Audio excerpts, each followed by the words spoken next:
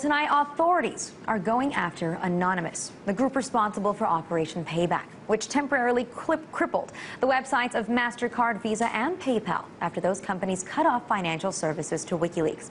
5 people have been arrested in the UK. And yesterday, the FBI executed 40 search warrants across the U.S. as part of their ongoing investigation into who's responsible for the DDoS attacks. Now, the FBI hasn't said whether anyone in the U.S. has been arrested, but they did confirm that there is a link with the arrests in Britain. And they said that if people are charged here in the U.S., those people could face up to 10 years in prison. So a transatlantic operation is now going after the hacktivists. But will it stop them? Joining me to discuss it is a source within Anonymous. Thank you for joining us tonight. Now, first, I just want to ask, on behalf of Anonymous, are you guys surprised that the authorities are going after you here? It is a horrible shame that they continue to go after us, but it doesn't surprise us at all. I mean, we've been aware for months that Scotland Yard and the FBI have had ongoing investigations against Anonymous. It's kind of, I think it's their quest to bring down the whole of Anonymous, and they're never going to succeed. They kind of think that all of our base belong to them, and they're very wrong. Why do you call this a shame? Do you consider that what you've done is a criminal activity, or is this a peaceful form of protest? I've seen some of your statements claiming that. It's a shame that they continue to try. They're never going to stop the whole of Anonymous. DDoSing is not malicious. It could be considered a cyber sit-in, you know, an online protest. It's not harmful. It's much like, think of it much like blocking an entrance to a building like a bank or a shop. We're not breaking windows of buildings. We're not destroying parts of websites. We're simply denying access to it. That's the point. Distributed denial of service attacks. It's just a protest, but online. Now, it seems like there's an international effort going on between the UK and the US. And I know that you guys wrote out a statement for the British government. Do you have anything to say for the US government now that you know that they're working together on this one?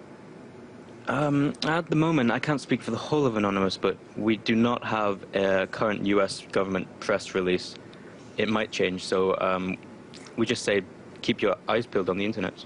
But how do you take these actions from the U.S. government, executing 40 search warrants all in one day across the U.S.? Oh, we're taking it quite well. We're trying to find out who it is. We're trying to support people. It is a pain. Again, we're not worried that they're going to catch all of us. Hold on, sorry. My connection is giving me issues. Are you still with me? Keep talking so we can see if we can still hear you. I think that we may have lost our Anonymous representative. Please tell me if you're still with us and your connection is better.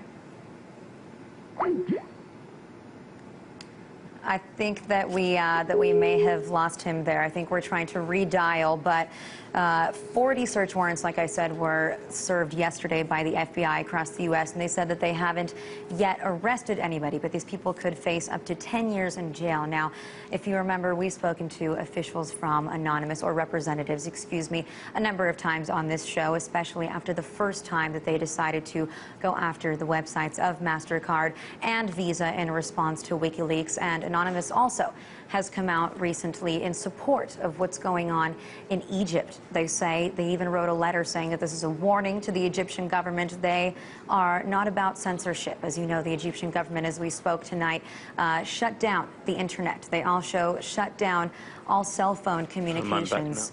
And I think that we have our Anonymous official representative back now.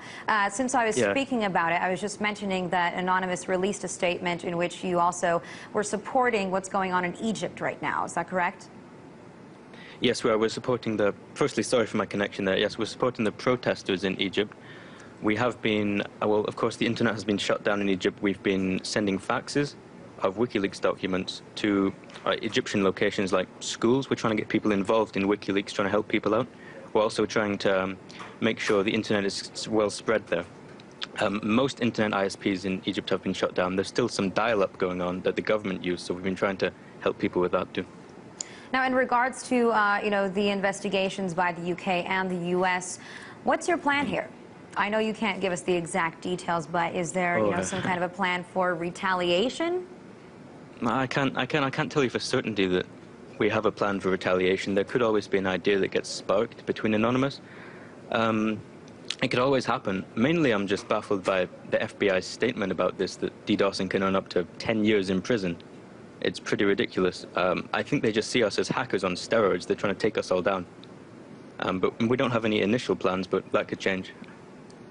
Well, I also just want to know, in response to some of your actions lately when it comes to these DDoS attacks, what kind of a response have you gotten from people? Obviously not from government officials who aren't too happy about it, but from regular citizens, from the public. Are they supporting you here? I'm in lesbians with this question, definitely. We've got such a large influx of positive support from everyone. Well, not everyone, but a majority over the past couple of months. I mean, more and more people are realizing that they need to fight back against governments who think they can bite at their citizens. I mean, bringers of censorship and corruption need to learn that if they keep biting the anonymous hand will bitch slap them in the face. And we just want to stress that everyone is anonymous.